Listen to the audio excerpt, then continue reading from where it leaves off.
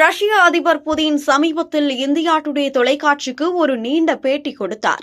அதில் நிருபர் ஒருவர் கேள்வி கேட்டார், இந்தியா ரஷ்யா நட்பை எல்லோரையும் விட அதிகமாக வளர்த்த இந்திய பிரதமர் யார்? இந்த கேள்வி தெளிவாக மோடியின் பெயரை சொல்ல வைக்கும் நோக்கத்தில் கேட்கப்பட்டது. ஆனால் புதின் அதை ஏற்றுக்கொள்ளவே இல்லை.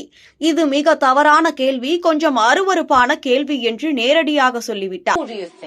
In your span of being a leader here in Russia really made that difference since you were... I don't think it's very decent. India Russia நட்பு ஒரு ஆள் சொத்து இல்லை. இது 70-75 வருடமாக பல பிரதமர்கள் பல தலைமுறைகள் சேர்ந்து கட்டிக்காத்து வந்த நட்பு என்று தெளிவாக பதில் சொன்னார். மோடியின் பெயரை ஒரு வார்த்தை கூட அவர் உதிர்க்கவில்லை. மாறாக நேரு தொடங்கி இந்திரா காந்தி, ராஜீவ்காந்தி என்று காங்கிரஸ் காலத்தில் இருந்தே இந்த நட்பு ரொம்ப வலுவாக இருந்தது என்று மறைமுகமாக சொல்லிவிட்டார். இது பாஜகவினருக்கு நேரடி அடி. ஏனென்றால் புதினுடன் எனக்கு தனிப்பட்ட நட்பு, நான் தான் இந்தியா ரஷ்யா உறவை புது உயரத்திற்கு கொண்டு போனேன் என்று மோடியும் பாஜகவும் பல வருடமாக பிரச்சாரம் செய்து வருகிறார்கள். ஆனால் உலகின் மிக முக்கியமான தலைவர்களில் ஒருவரான புதினே அதை மறுத்து, இது பழைய நட்பு, காங்கிரஸ் காலத்திலிருந்தே இருக்கிறது, ஒரு ஆளை மட்டுமே புகழ்ந்து பேச முடியாது என்று சொல்லிவிட்டார். இந்த ஒரு பதில் மட்டும் போதும் பாஜகவின் பல வருட பிரச்சாரத்தை ஒரே நொடியில் தரைமட்டமாக்கிவிட்டது. இந்த வீடியோ சமூக வலைதளங்களில் பரவியதும் பாஜகவினர் அதிர்ச்சியடைந்தார்கள். ஏனெனில் அவர்கள் எதிர்பார்த்தது மோடிதான் சிறந்தவர் என்று புதின் சொல்வார் என்பதுதான். ஆனால் நடந்தது நேருக்கு நேர் எதிர்.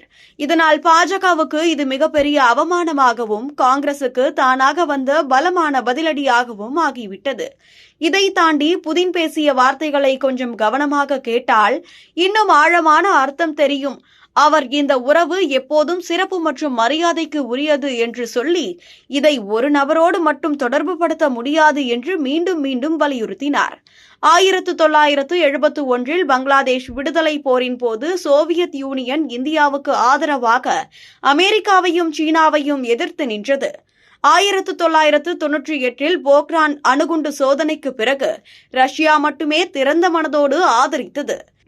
கிரிமியா இணைப்புக்கு பிறகு மேற்குலகம் ரஷ்யாவை தனிமைப்படுத்திய போது இந்தியா தொடர்ந்து நட்பை காப்பாற்றியது. இப்படிப்பட்ட பல வரலாற்று நிகழ்வுகளை ஒவ்வொன்றாக நினைவுபடுத்தினார் புதின்.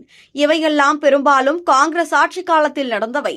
அதனால் மோடி வந்த பிறகுதான் ரஷ்யாவோடு நட்பு புது உயரம் பெற்றது என்ற பாஜகவின் பிரச்சாரம் ஒரே நொடியில் காற்றில் பறக்கவிடப்பட்டது. மேலும் ஒரு சுவாரஸ்யமான விஷயம், புதின் இந்திரா காந்தியை பற்றி தனிப்பட்ட முறையில் மிகுந்த மரியாதையோடு பேசினார். இந்திரா காந்தி ஒரு வலிமையான தலைவர், அவரது காலத்தில் நமது உறவு மிகவும் நெருக்கமாக இருந்தது என்று குறிப்பிட்டு சொன்னார்.